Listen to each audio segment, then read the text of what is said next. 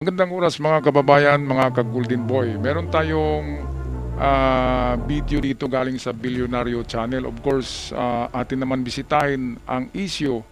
Anong nangyayari ngayon sa Pilipinas, lalo na dito sa impeachment case. Hindi ko alam na meron na palang resulta ang itong ginagawa ni Trillanes na pagbubunyag ng mga bank accounts ni VP Sara at ng mga Duterte. Ito pala, kahapon lang to eh. Diba sa Kongreso ay tinatalakay yung sinasabing 54 billion joint accounts ni VP Sara at ni Digong. At dito mismo ay talagang durog na durog si VP Sara dahil mismo opisyal ng AMLAC mga kababayan. Opisyal ng AMLAC mismo ang nagsasabi na mayroon ngang mga kaduda-duda na mga transaksyon at ito'y worth bilyon-bilyon sa AMLAC, ayon sa AMLAC. At ang bangko naman, ang mga bangko ay nagpadala rin ng mga papeles, mga transaksyon ni VP Sara sa mga bangko na yun. Pero yun ang problema, hindi mabuksan yun dahil wala pang impeachment. Yung box, kasi bawal buksan eh. Pero kapag meron ng impeachment date, may date na sa impeachment, pwede nang mabuksan yun at doon talaga makikita kung totoo yung sinasabing 54 billion pesos na galing sa pera ng druga, ng pugo at ng iba-iba pang mga illegal na transaksyon. So wala na. Si Digong doon sa Dahig ay parang papunta ng sentensya eh. Tapos si VP Sara sa Pilipinas, papunta na yatang kulungan yan. Ay sigurado na yan eh. Kinumpirma na ng AMLAC. Bilib din ako sa AMLAC, no, yung mataba na na opisyal ng AMLAC, hindi natakot. Eh sigurado, may proteksyon na yun sa gobyerno. Delikado yan kasi nagkumpirma ka eh. Kinumpirma mo, kaya ang buhay talaga ng opisyal na yun, ng AMLAC, ay nasa bingit na kamatayan yan. Nako. Kaya payo ko doon sa matapang na opisyal ng AMLAC ay huwag kang labas-labas ng bahay. Kailangan meron kang proteksyon meron kang gwardiya galing sa ating gobyerno. Okay, narito si Corina Sanchez para sa balitang ito, courtesy ng Bilyonaryo Channel. Umikot sa yaman ni VP Sara at ng kanyang pamilya ang ikatlong hearing ng House Justice Committee sa impeachment complaints laban sa pangalawang Pangulo. Kasama rito ang umano'y drug money worth millions at higit 600 bank transactions na nagkakahalaga ng bilyon-bilyong piso.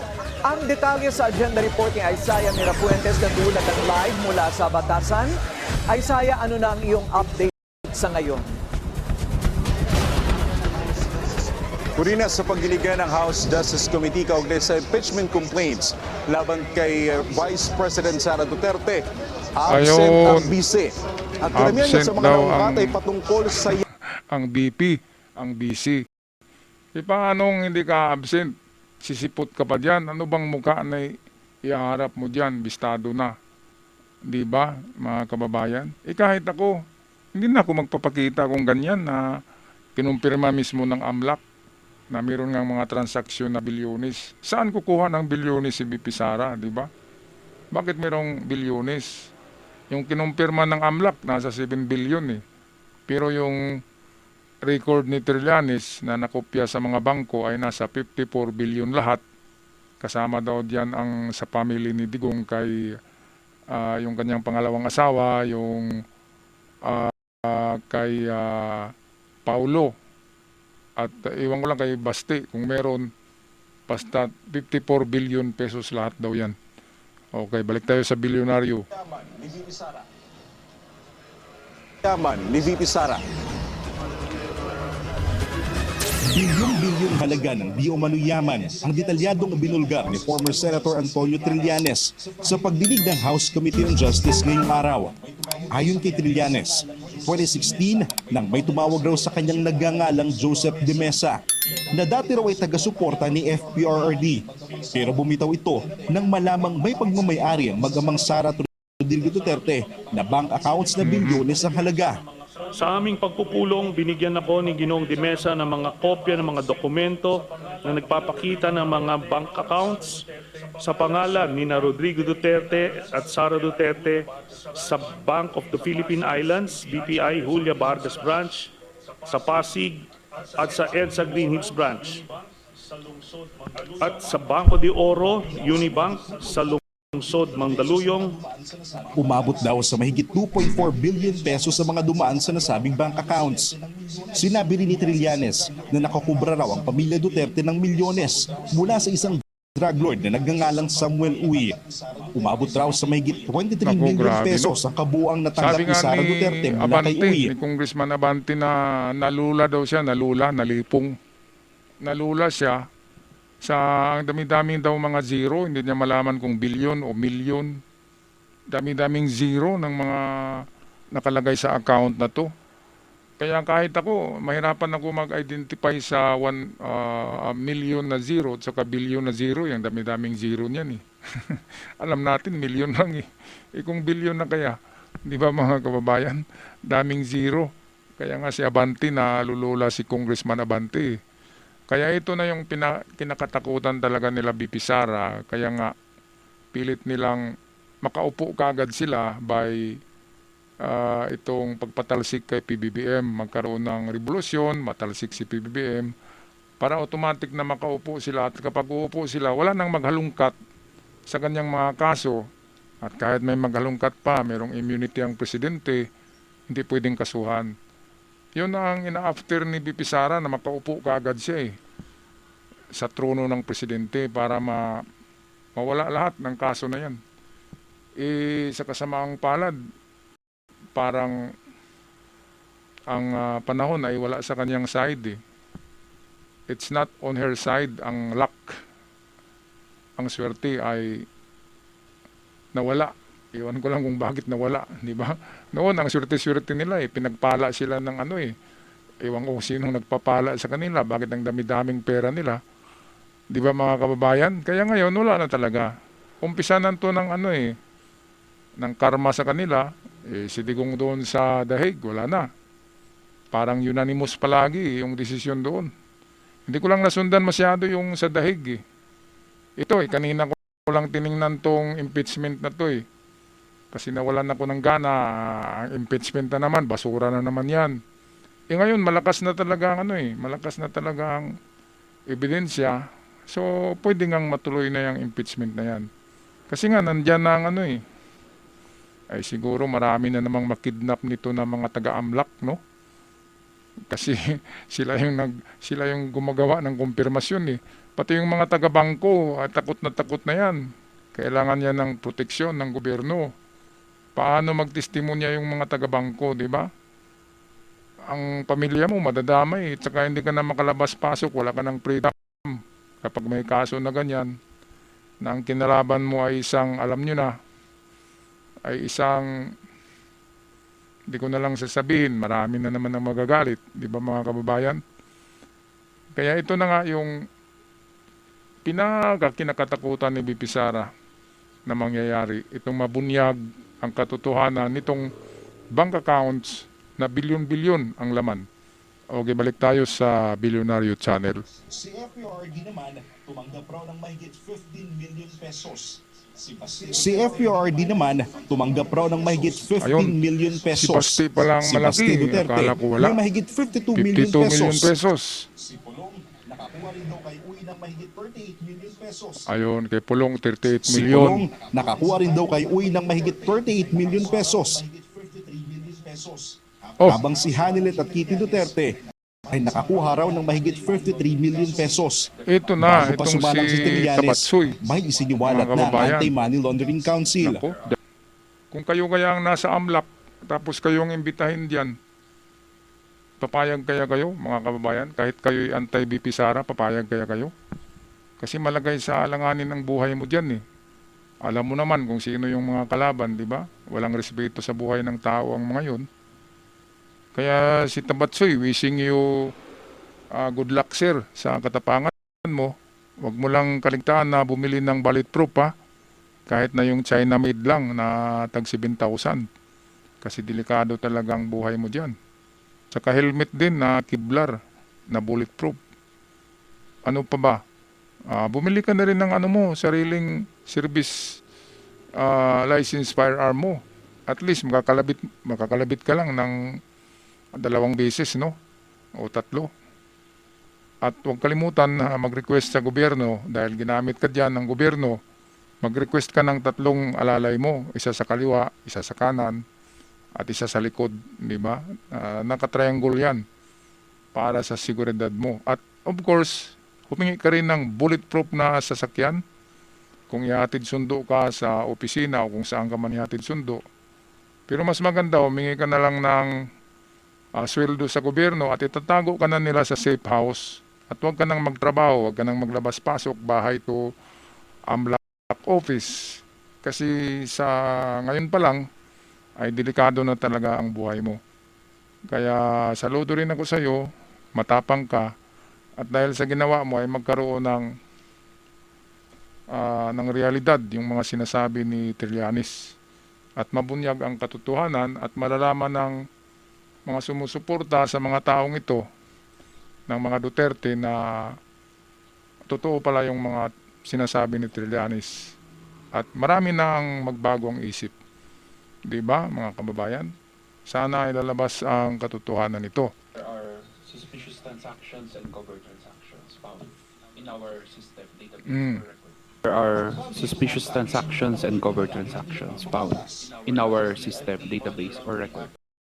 At bago ito Ito, harang maungkat, kaagad sinubukan ng tayo Junior harangin ng Pitbull, ilang no? mambabatas. Kung anak ni Marcolita. Under the Anti-Money Ayan, no? Laundering Pareho Act of sila ng 2001. pilukay. Harang kaagad. Grabe naman ng mga tao to. Talagang kampon eh. Suspicious transaction reports and covert transaction reports are confidential and may only be disclosed upon Suspicious transaction reports and covert transaction reports are confidential and may only be disclosed upon order. Na kinontra agad ni Akbayan Representative Chel Jokno sa dokumentong ipinakita ng AMLAC.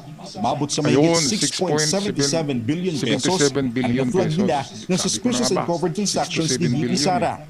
Ang nakita lang ng AMLAC na suspicious transaction kasi ang lalaki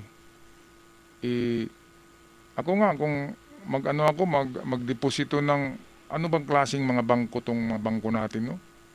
Kahit yung ideposito mo ay 100,000 ay pupunta ka pa sa manager para ipacheck yung passbook mo tapos mag-withdraw ka ng 100,000, ganun pa rin, pupunta ka sa manager, ipacheck yung passbook mo. Ano bang klase yan? Dito bilyones pinag-usapan paano na yan, di ba? Bakit yan nakakalusot? Bakit na-deposito yan? Bawal yung ganyan kalalaking halaga Kaya nga sino ba yung fugitive? Yung palaging naka-brown na na Amerikana, yung nahuli na. Kalimutan ko tuloy. Yung gumagawa ng kanyang basement underground para doon i-deposito yung pera na ninakaw sa DPWH, di ba? Ang dali kong makalimot meron na yata akong Alzheimer. Tagal-tagal na rin hindi ako naka-vlog ng ng itong tungkol dito sa mga politika sa Pilipinas. Kasi na nauumay na Parang nawalan ako ng gana kasi puro lang dalal. Walang nangyayari, di ba? Si Saldico. Ayun. Kaya pala si Saldico gumagawa na ng basement na depository ng pera. Dahil nga hindi mo pwedeng i-deposito yung bilyon-bilyon Mag-question ka dyan, saan ba galing yan? Maliban na lamang kung ikaw ay presidente sa panahon ni Digong, ay pwede talaga mag-deposito si Digong ng ganung kalaki kasi presidente. Pwede namang sabihin sa project yan, di ba? At through the office of the president lamang. Ganon yun kasi presidente siya, matatakot talaga ang taga-bangko niyan. Kaya nakapag-transact ng ganito kalalaki. Grabe. Okay, tapusin na natin tong balitang to. Nangasawang si Van Scarpio mula 2006 hanggang 2025. Pumalo 630 ang covert transaction. At nangasawang si Man Scarpio mula 2006 hanggang 2025. Pumalo 630 ang covert transactions ng mag-asawang Duterte habang 33 ang may tuturing na suspicious transactions. Madam Chair, wala po yung sasalin. Honorable Chua, do you want to be recognized? Sinasabi ko lang po, ay di wow.